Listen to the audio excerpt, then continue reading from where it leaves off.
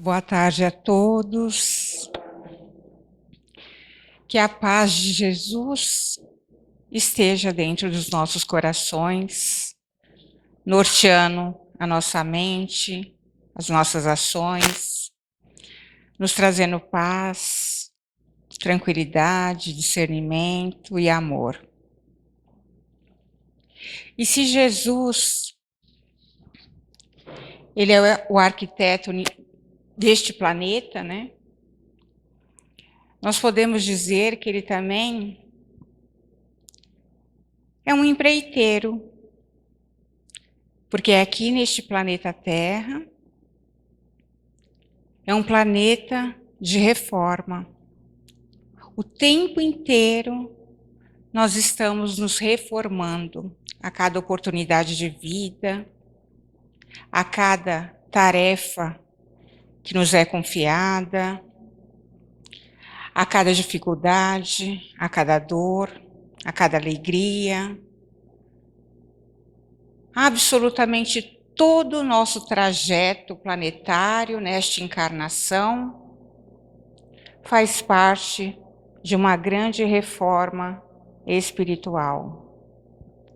E esse é o nosso objetivo principal de progresso, para que possamos obedecer à lei natural do Pai, de progresso espiritual, desenvolvendo os nossos sentimentos de virtude, de amor, diminuindo até extinguir os sentimentos de mazelas, que ainda insiste em permear os nossos corações. E um desses sentimentos está muito bem explícito no Evangelho segundo o Espiritismo, no capítulo 12, que vai tratar do título Amai os vossos inimigos. No item 10, Fénelon, em Bordeaux, 1861, deixa uma mensagem muito profunda para nós e muito reflexiva. Amem-se uns aos outros e serão felizes. Procurem amar principalmente aqueles que inspiram em vocês a indiferença, o ódio e o desprezo. Cristo, que deve ser o modelo de todos, deu o exemplo desse devotamento. Missionário do amor, ele amou a ponto de dar o seu sangue e sua própria vida. O sacrifício de amar aqueles que nos ofendem e nos perseguem é difícil, mas isso é que nos tornará superiores a eles. Se os odiarmos como eles nos odeiam, não valeremos mais do que eles. Amar os inimigos é o presente que devemos oferecer a Deus, pois este gesto chegará até Ele como um perfume de agradável aroma. A lei do amor, que manda amar indistintamente a todos, não nos livra o coração do convívio e da ação dos maus. Amar a todos é uma das provas mais difíceis, eu bem sei, pois durante a minha última existência terrena, passei por essa tortura. Os que violam a lei do amor serão punidos por Deus nesta vida ou na outra. Não esqueçam, meus queridos filhos, o amor nos aproxima de Deus, enquanto o ódio nos afasta dele. E quando ele dá esse testemunho da própria experiência, declarando para nós a grande dificuldade que era amar aqueles que divergem de nós, a gente sabe o quanto realmente é difícil, porque nós ou passamos por essa provação, ou conhecemos alguém muito próximo a nós que possa ter eventualmente passado pela dificuldade de suportar aqueles que não se alinham conosco. E essas pessoas podem estar muito próximas de nós na condição de marido, esposa, filhos, irmãos, os parentes difíceis, um vizinho ao qual nós temos que suportar a convivência porque não se alinham com as nossas diretrizes. Mas se nós estamos imersos no universo, que as pessoas são diferentes, num planeta de grandes dificuldades e dores, nós temos que encarar essas dificuldades como lições de provação para testar a nossa resignação, a nossa tolerância, a nossa paciência. Se o nosso trem reencarnatório nos colocou nessa estação planetária chamada Terra, é porque a nossa parada era aqui. A nossa necessidade era de estarmos aqui, porque aqui nós teríamos as ferramentas necessárias para cumprir a nossa jornada terrena. Então, se existem situações e pessoas que nos provam a tolerância, a bondade e o amor, é porque nós precisamos passar por essa prova.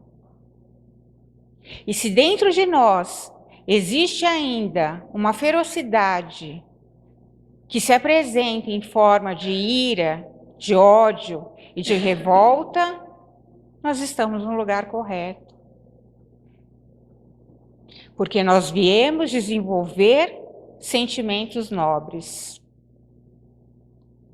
E é tão difícil para nós que nós precisamos de várias oportunidades terrenas, em forma de reencarnações, para que nós possamos, amenizando, mitigando, alguns de forma homeopática, em suaves posologias, para que consigam realmente ter um mínimo de êxito. E quando nós, aos poucos, vamos recobrando a consciência da necessidade de melhora, nós também entendemos que nós não podemos mais perder tempo. Senão, estamos nos comportando como seres mimados, irredutíveis, que muitas vezes fala para que outra oportunidade possamos resgatar os débitos. Vou deixar para depois, vou deixar para a próxima, sendo que essa estada é preciosíssima para cada um de nós e muitos dos nossos irmãos estão na fila esperando essa oportunidade que nós estamos tendo agora. E nós precisamos fazer o melhor que a gente pode e ir resgatando as nossas dívidas e angariando as nossas conquistas enquanto nós estamos na estrada com os nossos irmãos. Porque este é o momento, este é o lugar e esta é a hora. E quando a gente pensa, nós não temos a mínima noção do que se movimenta para estarmos aqui em termos de encarnados. Uma assembleia se faz necessária, autorizações são necessárias, merecimento é necessário, programação é necessária com a nossa participação ativa, do que nós somos capazes de abraçar na nova oportunidade de vida. Movimenta-se tantas e tantas seres, tantas pessoas, tantos espíritos, para que nós estivéssemos nessa vida. E muitas vezes não temos o olhar de gratidão que ela merece. Agradecer ao Pai em toda a lembrança por esta oportunidade, por esse ar que enche os pulmões, por essa família terrena, por essa casa terrena, pela família material nossa, pelo nosso lar. E nós temos muitos e muitos motivos para agradecermos quando nós vemos vários exemplos de irmãos em situações muito degradantes, muito inferiores a nós, que estão ali submetidos à situação de penúria extrema, penúria espiritual, tem dinheiro, mas pouca espiritualidade, penúria material, tem uma certa espiritualidade que confere a ele uma resignação, mas vive na extrema pobreza. E nós, neste momento, temos essa oportunidade sublime de estarmos reunidos por opção, pelo exercício divino do livre-arbítrio que nos é confiado por Deus. E quando a gente pensa em cronograma, em movimentação para estarmos aqui, tem um cálculo matemático que eu acho bem interessante, que circula aí nas redes, mas serve para a nossa reflexão. Para que cada um de nós estivéssemos aqui, neste momento, foi necessário 2 pais, 4 avós, 8 bisavós, 16 trisavós, 32 tetravós, 64 pentavós, 128 hexavós, 256 heptavós, 512 oitavós, 1024 enavós, 2048 decavós. Então, nas últimas 11 gerações, movimentou-se um grupo de espírito para que nós estivéssemos aqui em torno de 4.094 seres, em aproximadamente 300 anos. É muita gente envolvida para nós amargurarmos ressentimentos, mágoas, dores, que são justamente o que nós viemos procurar saudade de alguma forma. Aí tem o nosso irmão Divaldo, que tem um vídeo dele, esses vídeos curtinhos que eles fazem, que eu acho extraordinário, é uma forma sucinta de aprendizado e dinâmica que cala fundo a nossa alma. E eu não vi escrito esse trecho, mas eu fiz questão de pausar esse vídeo para trazer para nós o que ele fala nele. Ele diz o seguinte: gostaria de dizer que vale a pena amar. Se você não é amado, não é importante. O importante é quando ama. Não se preocupe com os inimigos, todos nós temos inimigos, mas isso é secundário. O importante é não ser inimigo de ninguém. Se alguém não gosta de você, o problema é dele. Mas quando você não gosta de alguém, aí o problema é seu. Seja qual for a circunstância, o amor é o sublime elixir da plenitude, para quem o esparge e para quem é dirigido. Então, como disse Jesus, amar a Deus acima de todas as coisas e ao próximo como a si mesmo. Ame-se também. Quando você se ama, você se instrui. Quando você se cuida, você se prepara para uma vida melhor. E somente quando você se ama, que você é capaz de amar outrem. Porque amando-se, você pode perceber as dificuldades que existem para o indivíduo abandonar as suas imperfeições e as suas mazelas. E torna-se tolerante, compreensivo e fraternal.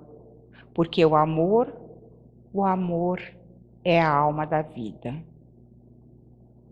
E quando a gente percebe que a única forma de combater esses sentimentos mesquinhos ainda dentro da gente, medíocres até, não tem outro caminho que não seja o amor. O amor é o combatente forte desses sentimentos menores, dos subprodutos da raiva, que é a mágoa, a ira, a irritabilidade, tudo que vem ali sugando as nossas energias, ao qual, com muito sacrifício, com muito esforço, a gente tenta procurar abastecer da melhor forma. E não é incomum que alguém adentre uma casa espírita, um templo religioso qualquer, uma igreja, e que receba todas aquelas energias, limpa as energias deletérias, os miasmas, através, por exemplo, do pré-paro de um passe, que normalmente é uma palestra que vem com uma mensagem para uma reflexão, para que nós tenhamos a condição mínima de equilíbrio para receber as energias que viemos buscar. E o que acontece muitas vezes conosco, pela nossa imprudência, nossa invigilância? Saímos na calçada, ainda na frente da casa espírita ou da igreja, nós começamos a perder a energia salutar que viemos buscar. Através de uma mensagem que vemos muitas vezes que nos irrita, de uma ligação que alguém faz quando a gente sai da casa espírita, liga o celular, alguém que passa por nós ou nos fecha no trânsito. A gente já sai e já começa a ir para o mundo. Para além da casa espírita, a calçada é o mundo que vai testar o nosso equilíbrio que viemos buscar em doses homeopáticas. É um esforço grande que nós temos que fazer e constante para que tenhamos esse equilíbrio dentro de nós. Tem um conto que fala justamente de ressentimento, de mágoas, do ódio, que eu acho que vocês devem conhecer, mas eu acho que vale a pena lembrar, que consistia em que um professor estava numa sala de aula com seus alunos e deu uma tarefa diferente para eles e pediu que na aula seguinte cada um trouxesse batatas. E eles trouxeram as batatas. Sem entender direito qual era o objetivo de tal tarefa, eles ficaram um pouco intrigados, curiosos, mas fizeram o que o professor pediu. E chegando na sala, o professor disse: vocês vão buscar na mente de vocês cada pessoa que as magoara, que as ofenderam, que deixaram vocês realmente tristes. Vocês têm raiva, ódio, rancor. Coloque o nome delas em cada uma dessas batatas. E assim eles fizeram. Alguns alunos tinham muitas batatas nomeadas com esses nomes, outros nem tanto. E a segunda parte dessa tarefa é que eles ficassem por uma semana com essas batatas. E quem já teve a oportunidade de observar uma batata em putrefação, apodrecendo, sabe o quão terrível é o mau cheiro de uma batata estragada. E assim eles ficaram uma semana. Primeiro que eles não tiveram paz, porque eles não podiam esquecer as batatas em lugar nenhum. Então, quando eles iam comer, eles levavam as batatas. Quando eles iam fazer a sua higiene íntima no banheiro, eles levavam a batata. Quando eles iam se divertir, eles levavam as batatas. Aonde quer que eles estivessem, eles estariam com as batatas. Até que, em determinado momento daquela semana, elas começaram a se decompor. Aí ficou ainda mais agravante a situação, que além do peso das batatas, lembrando que alguns tinham muitos nomes para nomear as batatas, logo tinham mais peso a carregar. Além do peso, além da preocupação de não esquecer, tinha também aquele odor pútrido, fétido, horrível, que acompanhavam eles para cima e para baixo. Quando eles chegaram ao final de uma semana, com essa tarefa concluída, eles estavam com aparência até diferente, mas empobrecidos aparentemente sem vício, sem brilho, fatigados, desgastados. E aí o professor explicou que aquelas batatas poderia ser comparado ao ódio, à mágoa que carregamos dentro do nosso coração e que drena a nossa energia. Carregamos um peso desnecessário e ainda, trazendo para a nossa filosofia, nós nos endividamos espiritualmente. Então não temos motivo nenhum para abrigar no nosso coração sentimentos que são único e exclusivamente prejudicial a nós mesmos. Como diz o nosso irmão Divaldo, se alguém não gosta de você, o problema é dele, mas quando você não gosta, aí o problema já é seu. Porque é pessoal e intransferível as nossas condutas. E quando isso vai ficando claro dentro de nós, nós temos uma obrigação e uma urgência moral e espiritual de irmos nos apaziguando, primeiramente conosco, para termos uma condição mínima de ir nos apaziguarmos com as nossas dificuldades aí espalhadas pelo mundo afora. E muitas vezes eu trabalhei num pronto-socorro espírita, que é o primeiro momento de recepção daquele irmão que está fragmentado. Muitas vezes contava-se histórias ali, que funcionava como uma triagem, um socorro imediato. Ele começava a contar ali e ele não sabia mais identificar muitas vezes por que ele estava com raiva, não lembrava claramente, nem quando começou tudo. Às vezes vai ficando num passado que a nossa lembrança vai deixando para trás da riqueza de detalhes, mas a gente teima em alimentar, em alimentar, em alimentar. E nos tornamos pessoas muitas vezes amarguradas, entristecidas. E nem todos aqueles que estão conosco, seja familiar, seja um amigo, seja um colega de trabalho, seja na casa espírita, os nossos companheiros ali de caminhada, vão estar disponíveis para ouvir os nossos queixumes, que não muda de configuração, é sempre os mesmos. Temos por hábito, muitas vezes, de reclamar por meses, um ano, faz aniversário de uma década, 2, das mesmas coisas. As mesmas coisas, sendo que temos o poder do basta. E o basta não é necessariamente romper laços, nem nada disso, muito pelo contrário. É o basta que nós nos damos como sofrimento, nos dizendo, não quero mais isso para mim. Vou mudar essa rota recalculando ela. E aí começa a burilar na nossa mente o que nós podemos fazer para começar. Primeiramente, entender essa dificuldade. Porque existem muitos de nós que têm dificuldade da transformação porque acha que está correto. Então vai mudar o quê, se eu estou certa? Aí fica difícil.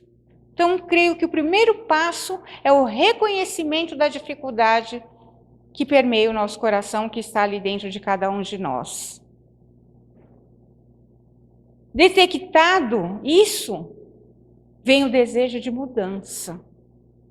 E o desejo de mudança é fortalecido através da nossa fé, da nossa compreensão, do nosso estudo, do nosso entendimento. Em deixar o famoso homem velho para trás e nascer um novo ser ali, repaginado. Grato a Deus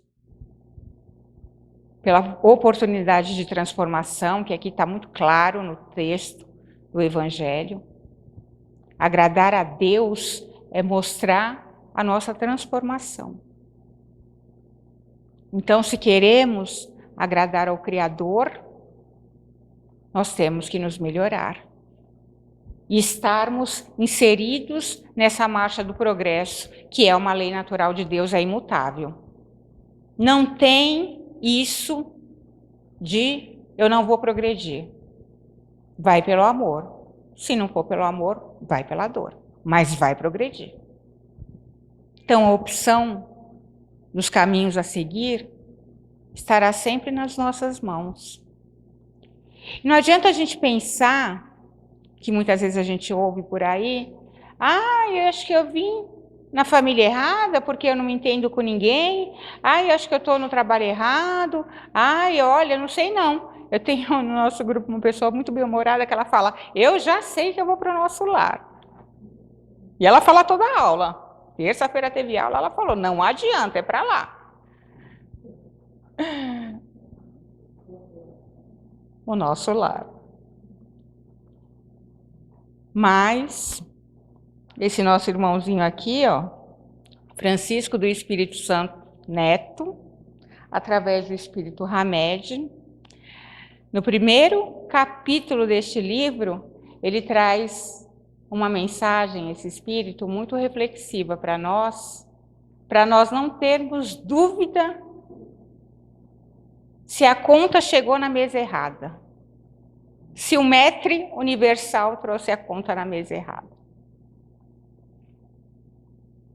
Ele diz assim, nasceste no lar que precisavas, vestiste o corpo físico que merecias, mora no melhor lugar que Deus poderia te proporcionar, de acordo com o teu adiantamento, possui os recursos financeiros coerentes com tuas necessidades, nem mais, nem menos, mas o justo para as tuas lutas terrenas.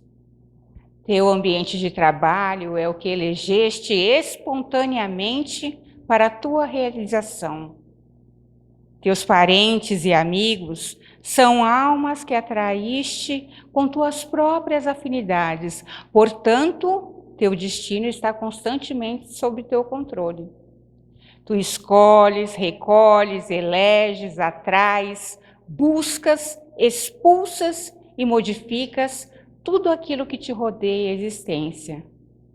Teus pensamentos e vontades são as chaves dos teus atos e atitudes. São as fontes de atração e repulsão de tua jornada vivencial. Não reclames, nem te faças de vítima. Antes de tudo, analisa e observa. Teu destino está em tuas mãos. Reprograme a tua meta, busque o bem e viverás melhor. Estamos aonde o Criador destinou para nós. E com essa ideia de transformação, que é um dos alicerces que o Espiritismo nos traz, dessa melhora, porque não existe caminho no bem se não houver a transformação moral nossa, se não houver a expansão dos sentimentos melhores, se a empatia verdadeira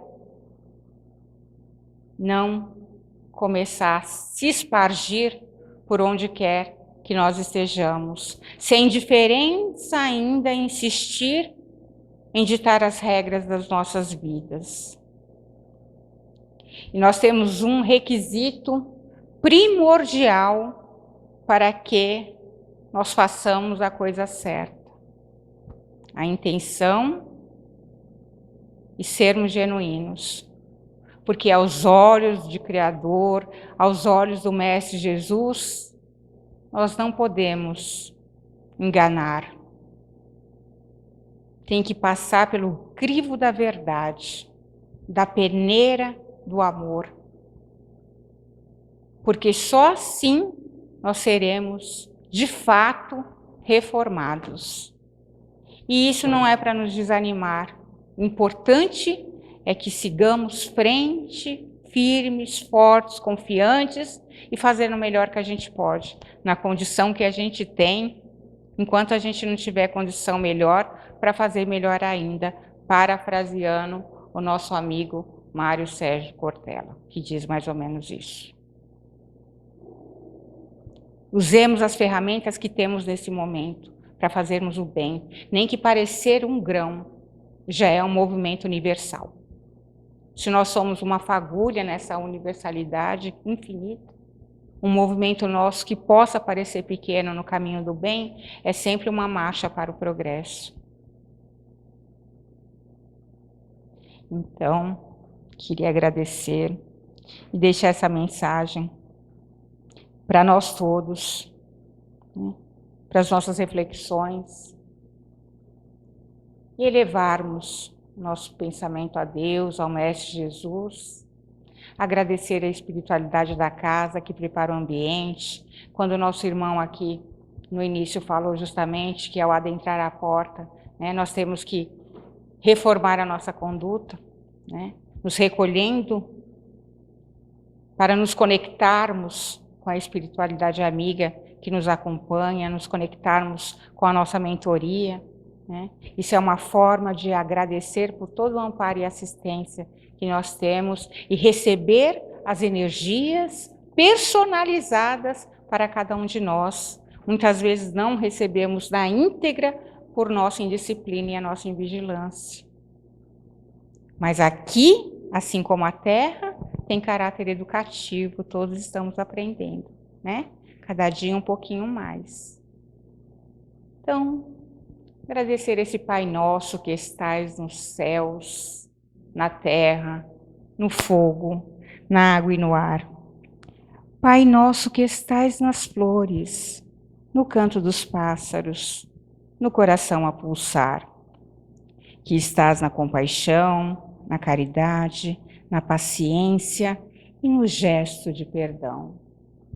Pai Nosso que estais em mim, que estais naquele que eu amo, naquele que me fere e naquele que busca a verdade. Pai Nosso que estais naquele que caminha comigo e naquele que já partiu, deixando minha alma ferida pela saudade. Santificado seja o teu nome, por tudo que é belo, bom, justo e gracioso, e por toda a harmonia da criação.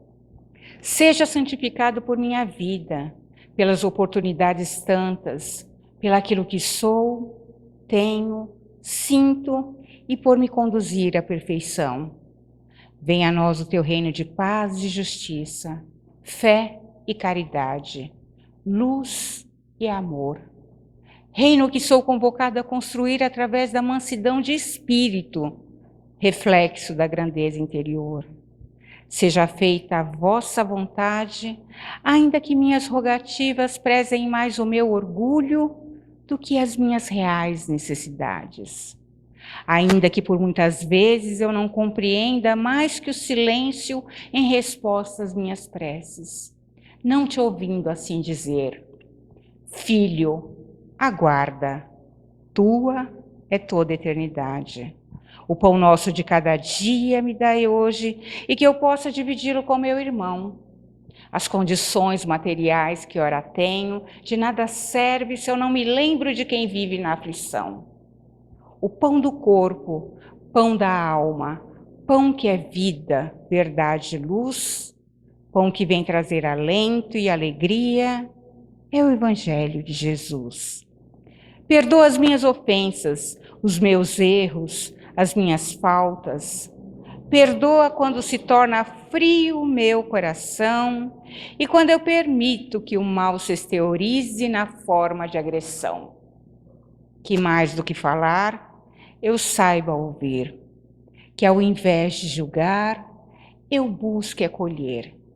Que não cultivando a violência, eu semeie a paz. Que dizendo não às exigências em demasia, possa a todos agradecer. Perdoa-me, assim como eu perdoar aqueles que um dia me ofenderem, mesmo que o meu coração esteja ferido pelas amarguras e dissabores da ingratidão. Possa eu, Senhor da vida, lembrar de que nenhuma mágoa é eterna e de que o único caminho que me torna sublime é a humilde estrada da reconciliação. Não me deixe cair nas tentações dos erros, dos vícios, do egoísmo, que me tornam escravo de minha malevolência. Antes, que a tua luz esteja sobre mim, iluminando-me, para que eu te encontre dentro de minha alma como parte que és de minha essência.